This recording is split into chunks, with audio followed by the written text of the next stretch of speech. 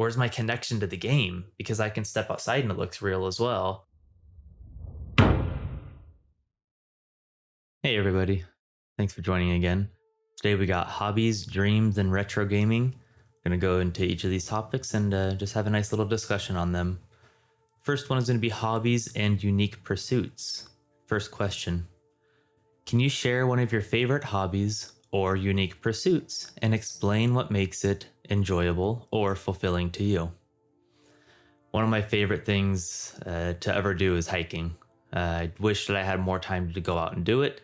This year has not been the best year in terms of health to go out and do it, but hiking, hands down, that is my favorite thing to do. It's such an enjoyable experience to be able to get out into the mountains, onto the trails, to experience just the beauty of nature, being able to challenge myself and push myself.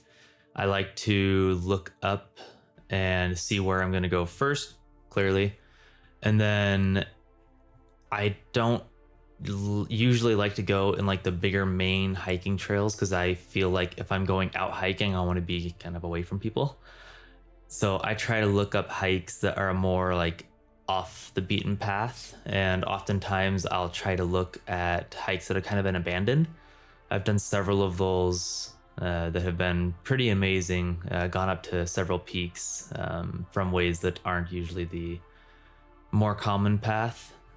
Sometimes I'll just find a path and just say, from here to here, I'm gonna go up there, and sometimes that means bushwhacking and getting myself in precarious situations.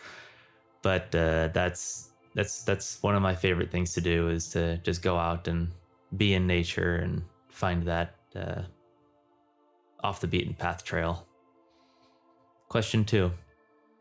Discuss the role of hobbies in providing a creative outlet and enhancing overall well-being.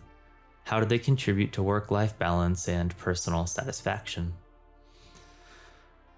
Hobbies are an important part of everybody's life, or at least they should be a part of everybody's life. If you don't have a hobby that you engulf yourself in, you really need to find one. Find something that you're passionate about or that you might have interest in, and actually like go out and do that and build up like that energy towards it, because hobbies keep the mind clear, I guess is the right word I'm trying to think of. I was trying to think of like cleaning up the brain, and there's only so much work that people can do before they just start breaking down. And we see so many people stuck in depression, and how much medication is poured into that today. Sure, there are some actual medical needs for those, but a lot of times it's due to sedentary life and people not actually going out and doing anything.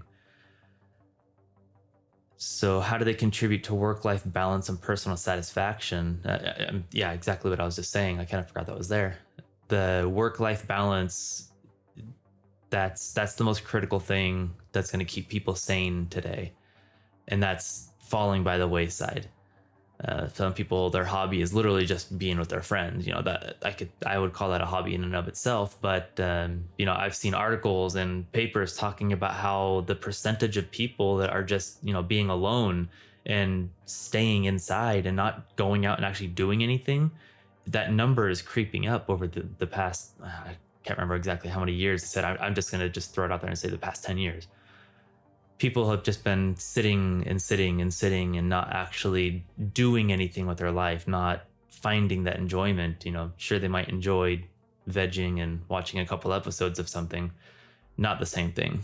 That's doing nothing for your mental capacity. Sure, it's nice to sit and relax, but for me, going out hiking is my release. I get recharged, even though I expend a lot of energy and I push myself on hikes. It's the one thing that keeps me happy. Not really part of the question, but one of the biggest challenges that I pushed myself on, one of my buddies one day just threw out there on one of the social media platforms. He's like, hey, does anybody want to go and do a 24-hour hike across the Teton Mountains with me. And at a whim, I was just like, yeah, sure, let's do it. And so we did, I think we hit 42 miles in 24 hours. And we started at one end of the Teton Mountains, went all the way up, saw, we didn't go to the peak of the Tetons, but we went up to like, the highest point that you can overview them, down into the valley and up across this other peak, and then back down. And that was the hardest hike that I've pushed myself and done. Was absolutely phenomenal, so beautiful, but that was incredibly hard. By the end of it, half of the time, like I remember the last like 3 or 4 miles, I would be hiking along with my eyes closed, just listening to my feet going and going and going, and my feet hurt.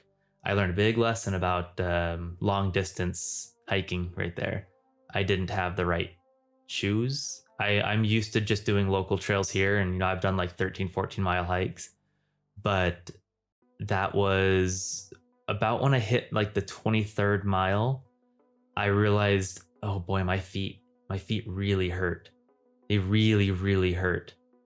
And as it got into like the upper 30s until we ended, my feet were on fire. Every step felt like it was just needles poking into my feet because I had soft soles. So I've now, fixed that, and I have some harder soled shoes for when I decide to do longer hikes like that now. But that was an incredible experience. And so for me, that gave me such personal satisfaction when we finished that hike. We did it. There were several times when we were going along, and we'd come up and around, and so we started here and we went up and down and around, and then we came back around. So there were a couple times right in that middle where we were, relatively close-ish if we decided to just go down the mountain on a different trail, and we could have just, cut it there and, oh, we did, 23 miles. That was great. But we had to like stop ourselves and be like, no, like we came here to do this. We need to just do it. Yeah, we're hurting, but we came here to do it. I want to push myself, and I want that satisfaction. And we did it. We ultimately did it. And it was incredibly hard, incredibly satisfying. And, I still look back on that now, and I'm glad I pushed myself to it.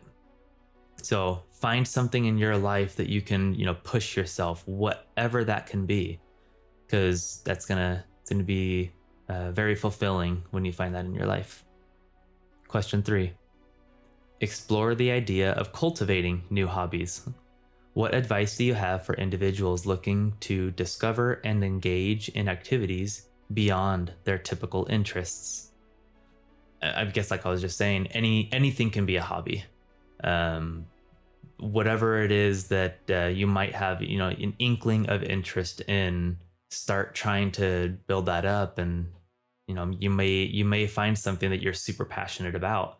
And hobbies can turn into profitable ventures, but understand that if you decide to go that route, sometimes a hobby can start to turn more into I don't know, it's still a hobby, but it turns more into like your job, and you might not enjoy it as much as you did before, but I think that you're still going to enjoy it more, like rather than just going out and filling out a bunch of applications, doing whatever. This is, of course, if you're looking to turn your hobby into some sort of money-making venture. But of course, you can just keep it as a little side gig. There's no problem with that. In fact, that's an amazing thing to do. If you enjoy doing it and you can make money at the same time after you finish doing it, that's great. There was a time where I did a lot of woodcraft type of stuff, after I had left that, actually, like from the work that I did in the past. But yeah, there was a time where I was making just small little things on the side. I made like snowboard, skateboard racks, and some like little like trinket, what are they called? Like a treasure chest. I would make stuff like that, and made a little bit of money here and there, and I enjoyed doing it while I was learning how to make new things, because each one of those was just, custom orders from people. Like, hey, can you make this? I can give it a shot, and if you like it, you buy it in the end. If not, I'll see if I can sell it to somebody else. And ultimately, everybody bought the things that they asked me to make. So that was fun. I really enjoyed doing that. Just you know, other things take time, and my my time has been put to other ventures at this point. Let's go to the next topic: dreams and the subconscious mind. Number 1. Share a memorable dream that has left a lasting impression on you. How do you interpret or reflect on your dreams? So, oh boy, for a time in my youth, and I mean when I was, I don't know, 10 and younger, I kept having this dream, and I'm sorry it's a little like weird and morbid, but I had this dream where my little brother and I were hanging out on our patio at my house I grew up in, and we were out there, and I was hammering something on the ground, and I remember my little brother came over to me, and he got like too close, and the hammer kept like knocking him in the face, but I wasn't stopping. I was like hammering what I was doing. His head was right here, and his jaw came off, and I remember like looking over at him and being like, oh, that's weird, but I kept hammering, and I didn't really think anything of it until I would wake up, and I'd be like freaking out, thinking like, oh my gosh, like what did I do? And I'd like be crying and like freaking out as a kid, until I realized that it was just a dream. And that was especially the first time I had that dream. And I had that dream probably 3 or 4 times I can remember as a kid, and I don't know why I had that dream. So how do I interpret or reflect on my dream? I'm not really one that like looks at my dreams as like, okay, well, I dreamed this and it means this in my life, because of that, I need to focus on this. But I've always remembered that dream, and I've always recalled it. And I don't know if it's because of my connection to my little brother. I've always felt really close to him, and we've always hung out. But I don't know. That was just the first thing that came to my mind as I read that question. And let's just go number 2. Actually, before I jump into that, lately, I've been having some weird dreams, some more nightmares, which is odd for me. Usually my dreams are like kind of cool, where like I'm going about like, like ninja stuff, like jumping around and like hopping over stuff. I don't even really do that in real life. Sure, I do hiking and other extreme sports, but I don't like do like parkour. But in my dreams, I tend to do that, and I think that it's fun when I wake up. I'm like, that was cool. I jumped over that and did this and did that. But lately, I've been having a lot of nightmares. But I did have a concussion recently, and I think that it's probably because of the healing from that. I've had dreams of fires in my house and having to like rush my family out and make sure they're safe. And luckily in my nightmares, they're all safe. But, it's still terrifying to wake up, seeing your house on fire, and, freaking out and trying to get everybody and run out of the house and making sure that everything's good. We've got 3 dogs, and I've got my kid, my wife, and, just the mad scramble of that, and, waking up with your heart pounding, and, that's been interesting. That's been the past couple weeks. I've been dealing with that. Anyways, jumping into number 2. Explore the connection between dreams and the subconscious mind. How do dreams provide insights into our thoughts, emotions, or unresolved issues? So just like what I was saying, I've never been one that, because I've dreamed this, it means this, like I was saying before. But I think that dreams more just represent like what my mind is going through at the time. Whether I'm, super stressed in my life, I'm probably not going to have super happy dreams, because, my mind is exhausted by the end of the day. Whereas me, myself, I don't really deal with that, because I'm not a person that really stresses. I've always been really good at that. I might have, hard times in my life. Like, right now I'm going through some health issues, but I tend to still not really focus on those and I don't find myself stressing out. But like I was saying, from that last question, I did suffer a concussion. I passed out because of some of the health issues I'm going through right now and knocked my head pretty good. And that was an interesting experience to have to recover from. You hear of people going through and, like, oh, they got a concussion. And if you've never experienced it or had a major one, you don't really understand what that's like. But when they talk about short-term memory loss, like, and not really knowing like what's real or not, that's how I would explain for about a solid week after I had the concussion. I felt like I like almost didn't exist. I was just this like thing that was around. My wife says that I repeated myself all the time. I kept feeling like I did ask a question to my wife, but I'd be like, I know I asked her that, but something in my mind tells me I have to ask it again because I'm not certain on my mind right now. And it's so weird to try to explain it, but that's kind of like what I was going through for like a solid week of just like, did I do this? I feel like I did, but I don't know if I did. And so I would ask it again, and then she'd just like, you just asked me that. Like, okay, well, I'm sorry. So anyways, I think that dreams and, the subconscious mind, it's more just like what your brain is going through at the moment. So again, I'm not the type of person that normally stresses over things. So usually my dreams tend to be on the more like, cool side, happy side. I'm, going and doing these fun things. But right now, as my mind is recovering from a concussion, I'm going and having a lot more nightmares. I'll be interested going forward after, I feel like I've fully recovered from the concussion. I'll be interested if my dreams revert back to, what they normally were, like my more fun dreams. Guess that'll be something that I have to, I guess, experiment with or just, keep an eye on as I, continue months, weeks. They say concussions are different for each person. So who knows how long I'll experience this. But anyways, jumping on to number 3. Discuss any experiences or techniques you can use or you use to enhance dream recall or explore lucid dreaming. How has this impacted your understanding of your subconscious mind? I've never, well, I don't really think of myself as like I'm lucid dreaming or like pushing myself to that. But I do find myself when I'm dreaming, I guess you would call it lucid dreaming, but I recognize that I'm doing cool things in my dreams and I go and do more of it. Like if I know that I'm doing a cool like jump over something or something really exciting, I recognize that I'm doing that and I feel like I can go and do more of it because I'm in a dream.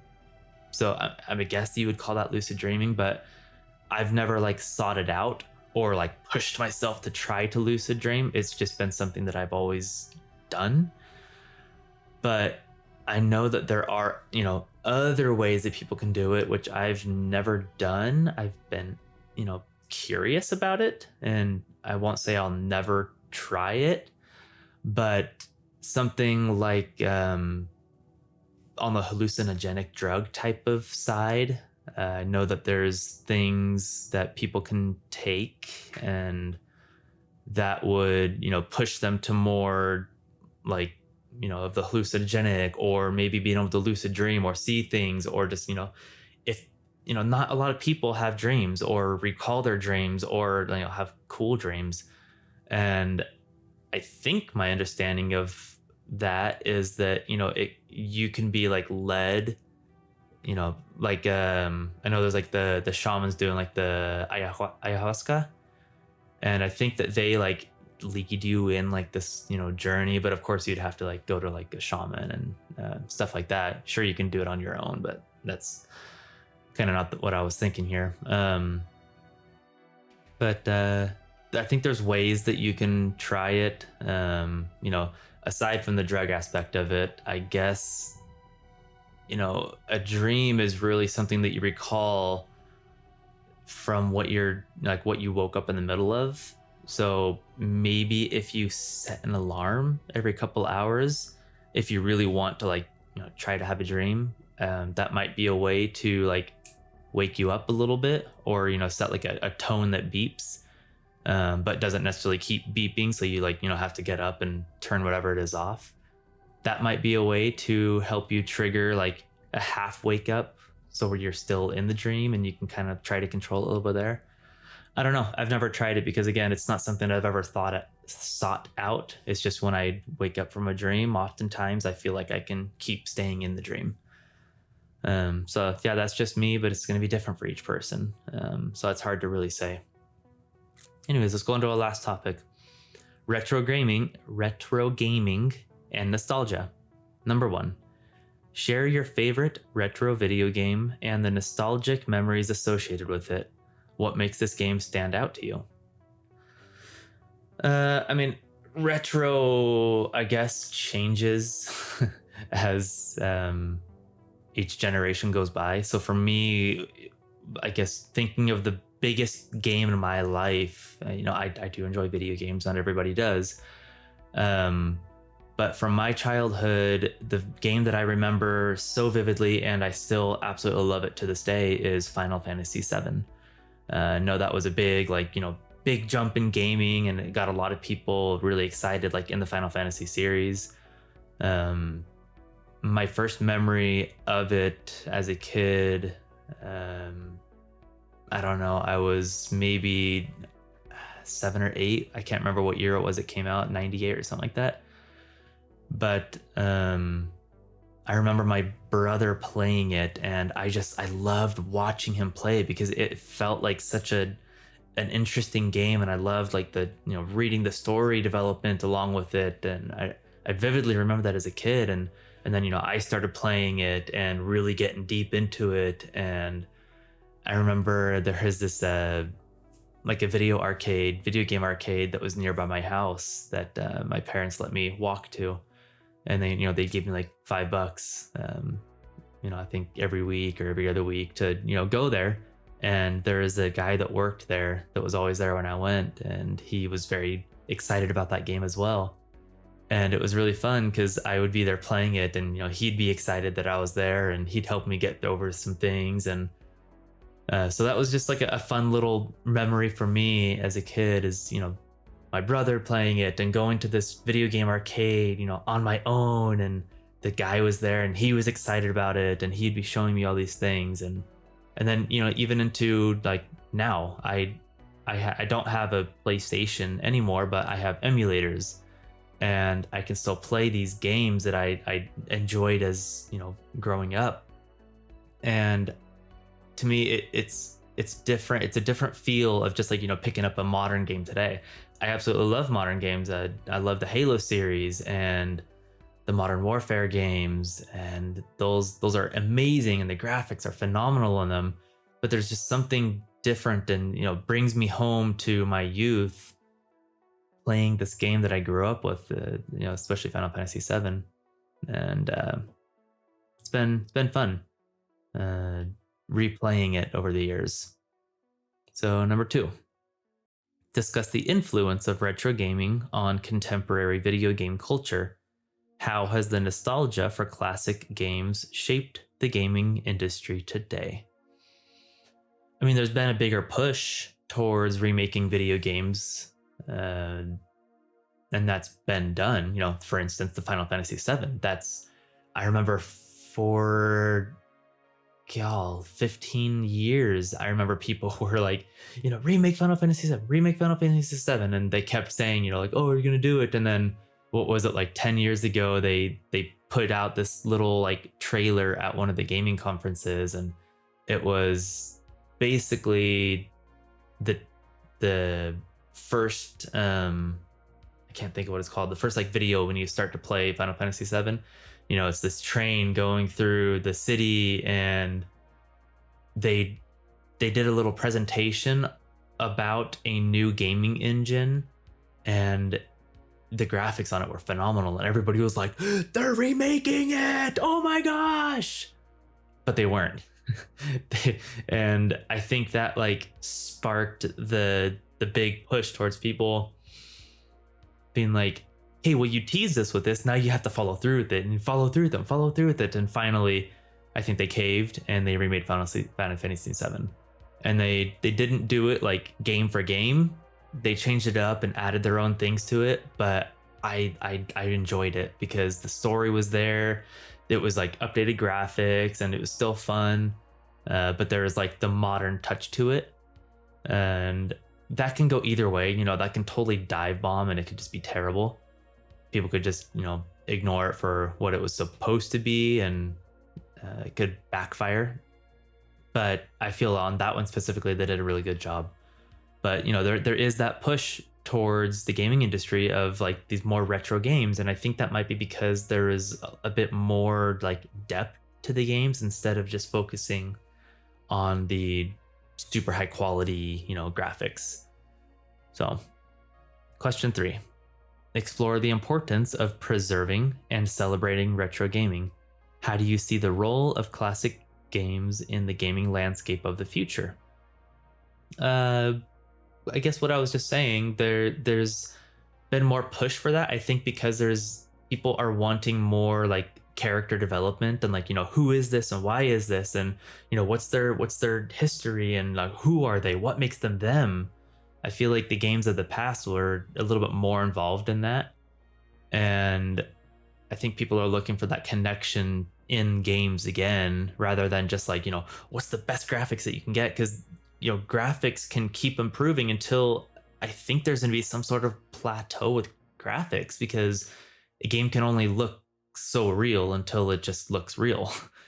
There's a video game that I saw that was being developed or put out that was like it was like a chest cam height. So almost like from a cop police cam thing, whatever those are called, a chest cam. And that game was supposed to like look real. Like you walk into a building and it just looks like a rundown building, and like you know, everything just looked as real as it can possibly be. But, you know, was there any like character development that goes on there? And I think people want that again in gaming, because, you know, it can get to a certain point where it's just like, great, it, you know, it looks real, and that explosion looked real, and those guns look real, and you know, that looks real, sure, but where's my connection to the game? Because I can step outside and it looks real as well. So I think that's going to be one of the bigger things, is the storytelling, character development. And I think that's going to, you know, be a callback to what retro gaming was, because they didn't have amazing graphics. So what did they have to focus on is the story, the depths of the characters, you know, the universe. And another game that I, you know, just talking about other games that I really enjoyed, another one that I really loved as a kid and still into today was called Wild Arms. When they pushed Wild Arms 2 and then 3, they really stepped away because they tried to focus too hard on the graphics of the game. They tried to make it more 3D looking, and they lost a lot of the nostalgic feel of what Wild Arms was. It was like a Western themed RPG game, but it was amazing. The music that was in it and the characters, it kept jumping between like 4 or 5 different storylines of all these people, and ultimately they all meet together, you know, throughout the game, and then they join your party, and throughout the whole time, like, you were only living in their world for so long, and suddenly these 2 different worlds that you were playing as it was jumping to, their worlds meet and collide. And it's almost like if I met somebody for the first time just in my life, I have no clue what their entire life was before me meeting them. And that's exactly what it was like in this game. It's like, you know who these 2 people were, but then you get to see their interaction as they join hands, and, you know, then you're interacting with their cities and villages and their families, and, you know, who they were as a person. And I think that's an amazing thing that was done, and you know, I would call it retro gaming for me. So anyways, that's all we have for today, and thank you guys for watching. I appreciate it. And again, like and subscribe, and go ahead and listen to my next coming videos. Thank you. Bye bye.